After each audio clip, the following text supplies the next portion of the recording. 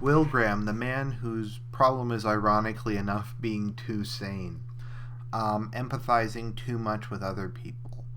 As a kid, there was this book I used to like reading called Golf, or I forget if it was Golf or War in the Gulf.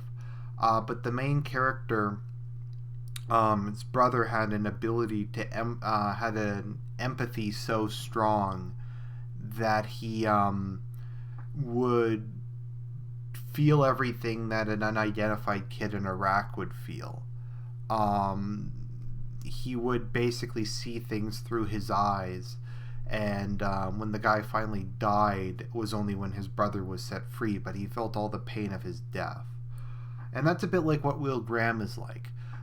He kind of identifies so strongly with people external to himself that he actually has gone kind of insane from it, ironically enough.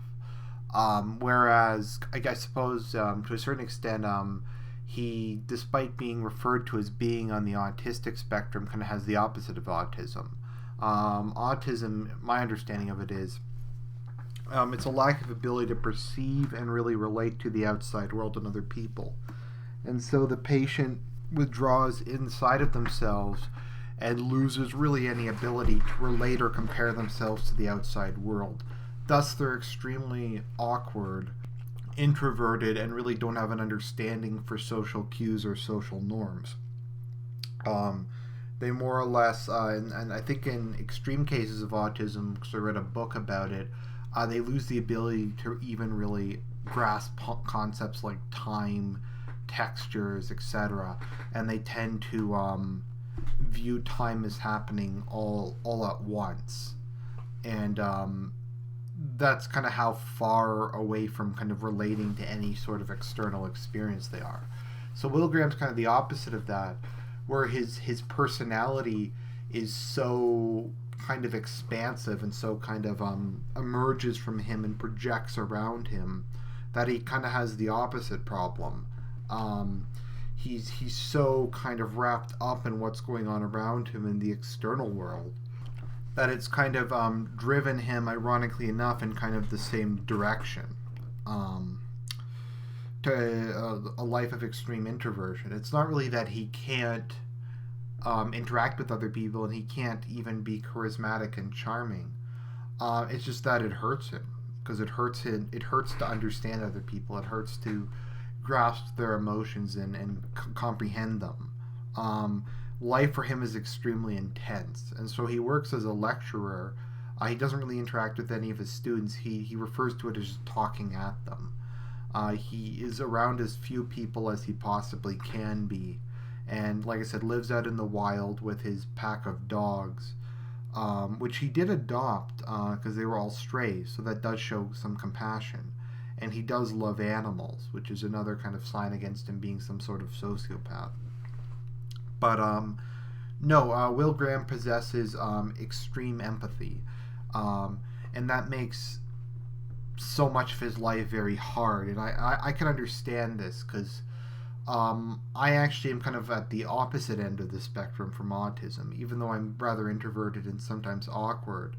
What it comes from is largely an excessive judgment of myself against other people, an excessive view that people are seeing me badly. It's not an indifference to it. It may appear that way on the surface, but if anything, there's a tendency to kind of over idealize others and view yourself as being unworthy. So, to a certain extent, that's kind of the opposite of what a lot of autistic sufferers are like.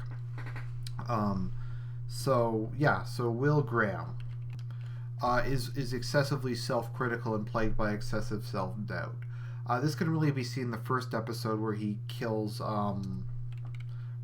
Hobbs, and then he's worried that he enjoyed killing Hobbs. Now, to a normal person, they probably could just be told, "Look, Will, your adrenaline was up.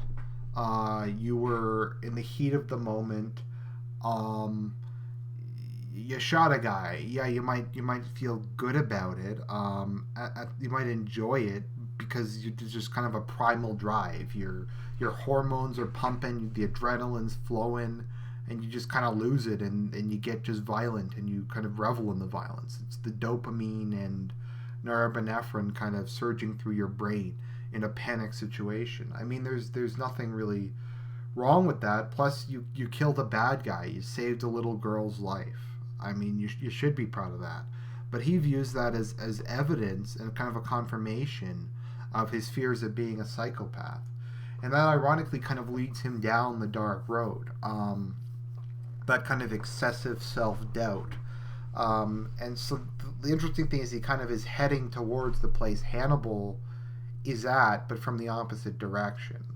From his kind of excessive concern for himself, for his moral compass, for the things he does. Because of this excessive empathy and this excessive sensitivity to moral issues, he is gradually becoming a self-fulfilling prophecy. He's gradually becoming Hannibal Lecter, but from the other side, which is kind of interesting. And Hannibal pushes this. Hannibal suggests that he might be a psychopath.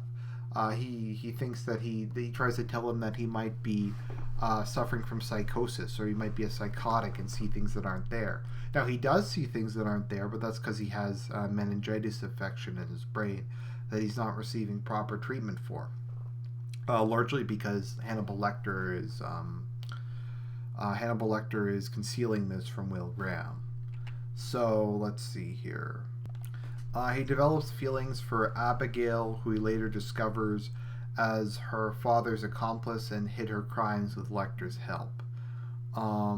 So he kind of immediately sees Abigail as someone he needs to save, as someone he needs to protect, as someone he needs to love.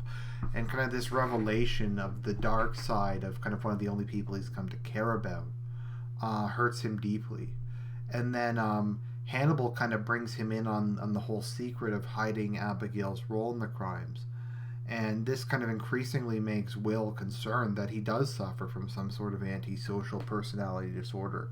That he is a psychopath because he's engaging in covering up crimes and covering up murders.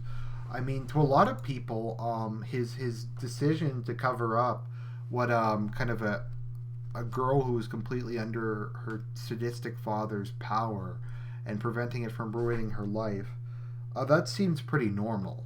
That seems like a normal moral decision, but to a guy like Will Graham, it isn't. So, I think one of Hannibal's ultimate goals was to try and get Will, through kind of his empathy and his just constant exposure to various psychopaths, to various crimes, to just get him to absorb so much of it that it would just kind of fill him. That Will would take so much of his targets of the criminals he tracks into himself that he would become like Hannibal, albeit once, like I said, from a completely different standpoint. And to some extent, the combination of the two would almost be a perfect group, because Hannibal can't empathize with anyone, but he's supremely logical. Whereas Will Graham's logic is subject to his emotions, but he can understand any person. So kind of the combination of the very disturbing, and perhaps that was his ultimate goal.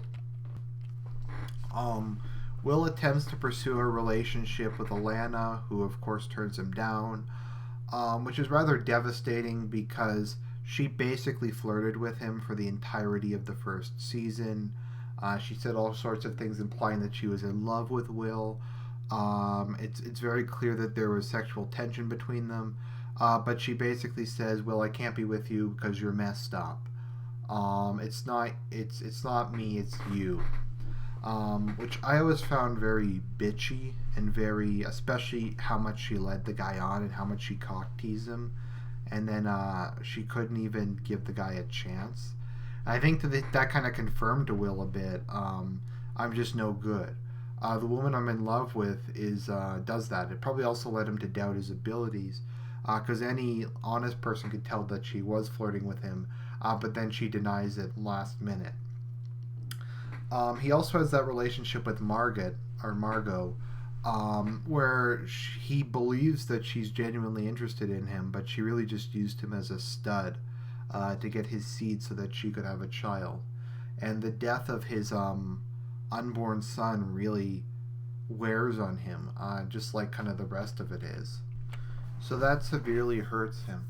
However, it's an interesting fact that every time he almost beats Hannibal in the series, a common enemy comes up and they both have to put aside their differences to deal with them. I think an interesting interpretation of the series might be that Will Graham and Hannibal Lecter are kind of two sides of the same person. They're kind of the mind and the soul, or the mind and the heart, that have kind of been separated and deposited into two bodies. And we kind of see that they don't really function properly aside. Hannibal is a completely kind of rational, emotionless, inhuman character, and Will is an excessively human character. And the truth is, neither of them really kind of work as their own person. They both have kind of severe problems. They have a lot of difficulty dealing with.